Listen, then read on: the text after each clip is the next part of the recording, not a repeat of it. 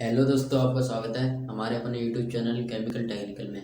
दोस्तों, आज का लेक्चर्स जो हम आपके साथ डिस्कशन करने वाले हैं, इस लेक्चर्स में आपके साथ average molecular weight and density निकालना सीखेंगे। जैसा कि हमने पिछले लेक्चर्स में आपको मोल फ्रैक्शन, वेट फ्रैक्शन, मोल परसेंटेज, वेट परसेंटेज निकालना बताया था। इस लेक्चर्स में आपको एवरेज मोलिकुलर वेट निकालना बताएंगे और डेंसिटी निकालना बताएंगे। ठीक है, तो पहले हमें डेंसिटी यानी एवरेज मोलिकुलर वेट निकालने से पहले हमें उसका फॉर्मूला पता होना चाहिए। जैसे हमारा कोई भी कंपोनेंट्स ए एंड बी दिया है, उसका कह रहा है एवरेज मोलिकुलर वेट निकालो, तो उसका फॉर्मूला जब बनेगा तो एवरेज मोलिकुलर वेट का फॉर्मूला आपका बनेगा इसका। तो इसका सिंपल से फॉर्मूला बनता है वो, जैसे कि एम ए एक्स ए, ठीक है, प्लस एम बी और एक्स बी। ये फॉर्मूला ऐसे बनता है। जितने भी आपको कंपोनेंट्स दिए रहेंगे तो उसी हिसाब से हमारा ये फॉर्मूला बन जाता है। अब ये एम ए और एक्स ए क्या है? एम ए वो है जो एम ए का मोलिकुलर वेट निकालना होगा। एम क्या है आपका? जे क्या है आपका? ए का एवरेज मोलिकुलर वेट निकालना है, ठीक है। और ये एक्स ए क्या है आपका? इसके मोल फ्रैक्शन निकालने हैं ए के। ऐसे इसमें क्या है? मोलिकुलर वेट निकालना है बी का, और एक्स बी का क्या निकालना है? मोल फ्रैक्शन निकालने हैं। तो सिंपल सा हम फाइनली एक क्वेश्चन लेंगे, तो क्वेश्चन आपकी स्क्रीन पर होगा, और तो आपको फिर उसके आगे आपको डेंसिटी बता देते हैं। डेंसिटी कैसे होता है? डेंसिटी का फॉर्मूला होगा आपका, जो रो से डिनोटेट करते हैं डेंसिटी को, रो है, और upon average P average molecular weight upon R T, ठीक है।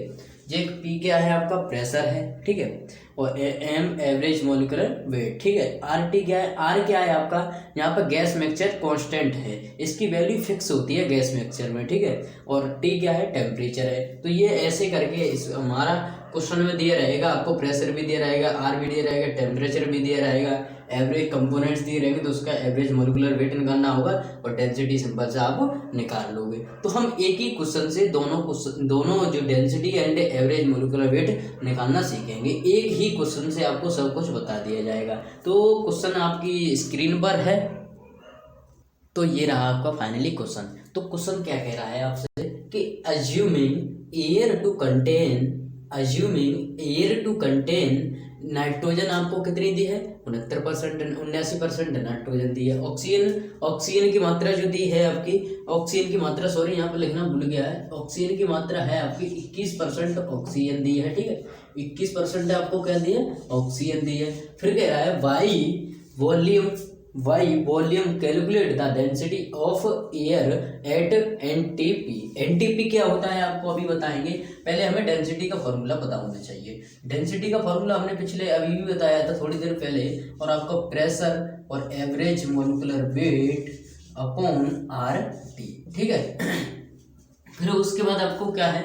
ये दिया है। अब एवरेज मोलिकुलर वेट कहाँ से निकालोगे? आपको इनके मोल फ्रैक्शन निकालने होंगे, एवरेज मोलिकुलर वेट निकल आएगा, ठीक है। अब आर को वैल्यू इसकी गैस मिक्सचर कांस्टेंट के लिए 8 पॉइंट आपकी 13145 लगभग होती है। तो इसको हम जब क्वेश्चन में रखेंगे तब आपको बताएंगे, ठीक है।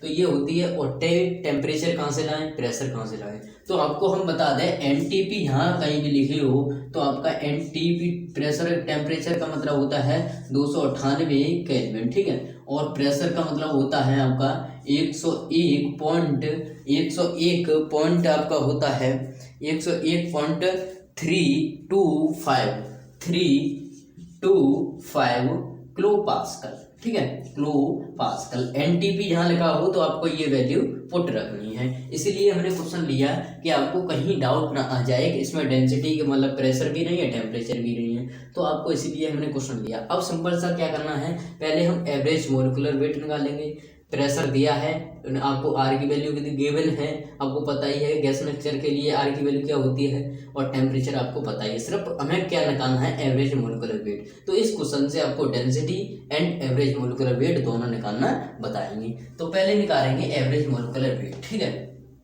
तो बेसिक से करेंगे, यहाँ पर बेसिक लिखेंगे। बेसिक हमें क्या दिया है? 69% कितनी? 79% नाइट्रोजन दी है, ठीक है। 79% नाइट्रोजन दी है, और आपको कॉमा, ऑक्सीजन कितने दिए है, 21% ऑक्सीजन दी है, ठीक है, 21% ऑक्सीजन और आपको 19% नाइट्रोजन दी है। फिर इसका क्या करोगे, सिंपल से आप क्या करोगे, सिंपल से आप क्या करोगे, यानी कि मोल फ्रैक्शन निकालोगे, ठीक है। मोल फ्रैक्शन निकालोगे तो आपको क्या करना होगा, इसमें क्या करना होगा आपको, इसमें आपको मोल फ्रैक्शन का फॉर्मूला पता होना चाहिए। हमने पिछले लेक्चर्स में आपको बहुत ही अच्छे से बताया है mole fraction of nitrogen N2। तो सिंपल सा नाइट्रोजन की मात्रा कितनी है, तो यहाँ पर क्या करेंगे, mole of nitrogen upon moles of nitrogen, mole percentage of nitrogen, ठीक है, mole percentage of nitrogen upon total क्या, टोटल परसेंटेज किसकी, जो कंपोनेंट्स दिए रहेंगे। तो टोटल कंपोनेंट्स, टोटल क्या हो जाएगा आपको 21 और ये क्या हो जाएगा 79 के पूरे टोटल 100 हो जाएगा, टोटल परसेंटेज, ठीक है, टोटल परसेंटेज, ठीक है, मैं लिख दिया है। तो सिंपल सा आप यहाँ पर लगाओगे तो यहाँ पर 79/100 लगाओगे तो आपका सिंपल सा 0.79 निकल करके आएगा, ठीक है, निकल करके आएगा। ऐसे ही आप क्या करोगे, ऑक्सीजन का निकालोगे, मोल फ्रैक्शन ऑफ क्या निकालोगे, मोल फ्रैक्शन ऑफ ऑक्सीजन, ठीक है, ऑक्सीजन। सिंपल सा इसमें फॉर्मूला लगाए, वही फॉर्मूला यहाँ पर लगेगा तो आपका सिंपल सा हो जाएगा। यहाँ पर क्या हो जाएगा, यहाँ पर सिंपल सा होगा, क्या होगा ना, ऑक्सीजन कितनी दी है आपको 21% दी है और टोटल परसेंटेज कितना है आपका 100 है टोटल परसेंटेज, ठीक है। तो 100 क्या होगा आपका यहाँ पर 0.21% आपकी निकल करके आएगी, ठीक है। इसकी ये मोल फ्रैक्शन निकल आए। अब सिंपल सा मोल फ्रैक्शन है, अब सिर्फ क्या निकालना है आपको, एवरेज मॉलिक्यूलर वेट आपको फॉर्मूला पता होगा, जैसे मैंने पिछले लेक्चर्स में आपको बताया था।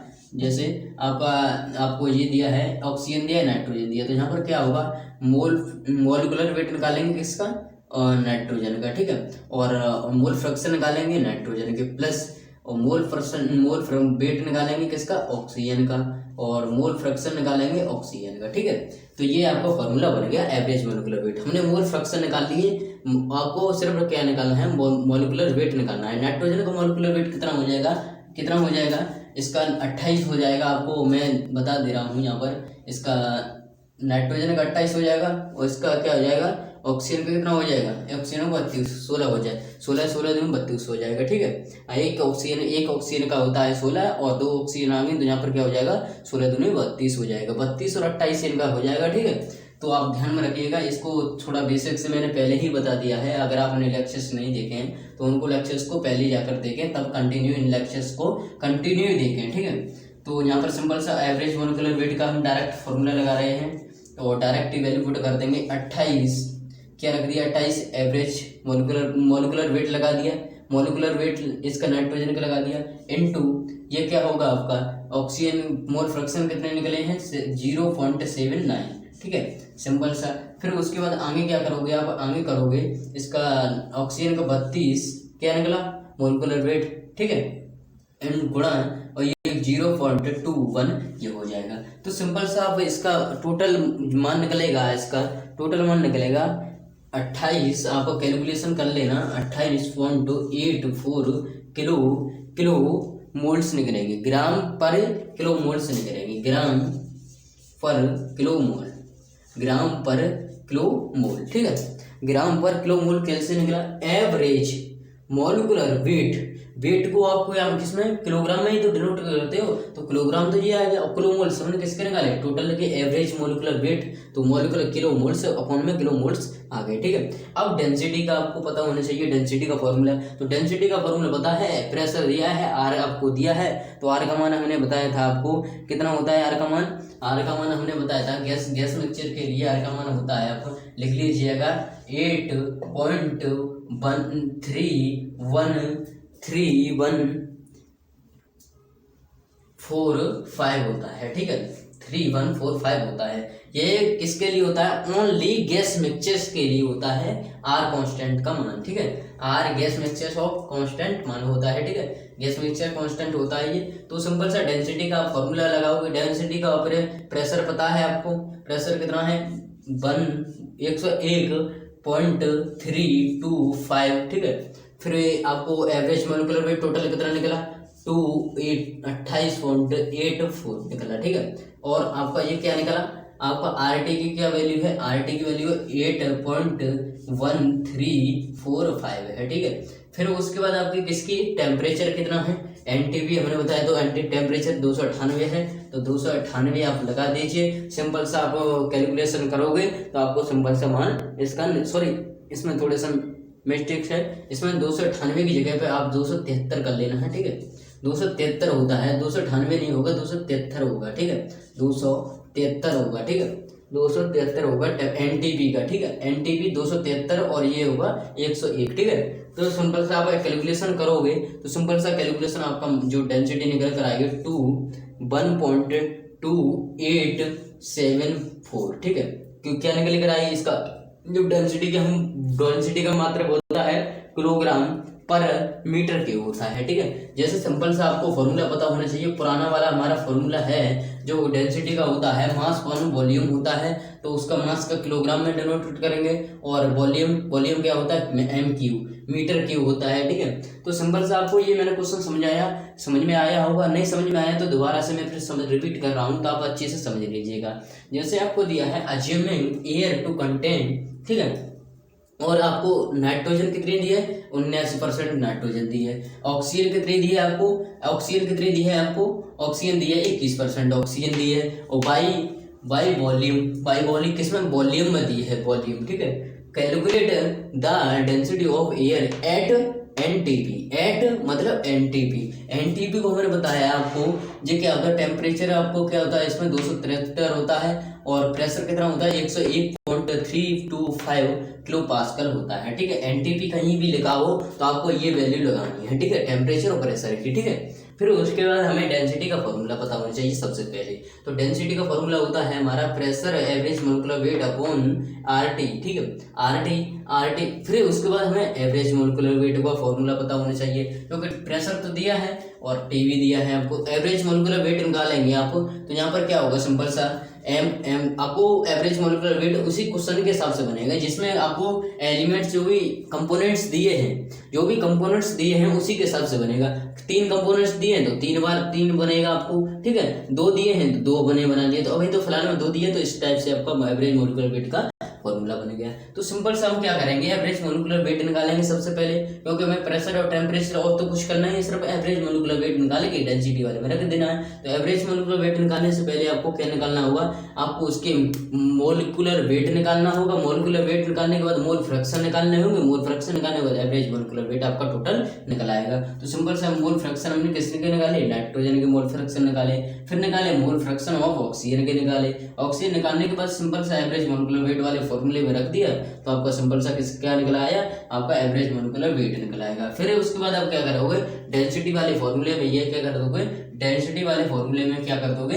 इसका जो वैल्यू होगी आपकी गैस मिक्सचर के लिए हमने बताया आपको आर का मान जो होता है आपको 8.3145 होता है, ठीक है। तो यही सिंपल सा वैल्यू रख दोगे, आपका सिंपल सा आप क्या करोगे? कैलकुलेशन करके आपका क्या आ जाएगा? डेंसिटी निकल करके आ जाएगी। सिंपल सा यूनिट का जरूर ध्यान रखें कि यूनिट हम जो लिखते हैं वो जो हम मान निकाला है उसके लास्ट में यूनिट जरूर लिखना है, नहीं तो आपका क्वेश्चन कट जाएगा वहीं से, क्योंकि आप यूनिट नहीं लिखोगे, उसको जब मापोगे, मेजर नहीं करोगे किस में मापी जा रही है ये यूनिट, तो आप यूनिट का विशेष ध्यान रखें, यूनिट तो लिखना जरूरी होता है। तो सिंपल सा मैंने जो भी आपको ये कंटेंट बताया है, इसमें जो भी प्रोसेसिंग बताया आपको अच्छे से समझ आया होगा, तो वीडियो को करें लाइक और कमेंट, एक छोटा सा प्यारा सा कमेंट करते जाएं, और हमारे चैनल पर नए हो तो चैनल को जरूर सब्सक्राइब करें। अगर अच्छा सब्सक्राइब किया है तो अपने दोस्तों में ज़्यादा से ज़्यादा शेयर करें, और मिलते हैं नेक्स्ट लेक्चर्स में। आपको आइडियल गैसेस पीवी बराबर NIT के फॉर्मूले बताएंगे, उसमें क्वेश्चन भी बताएंगे।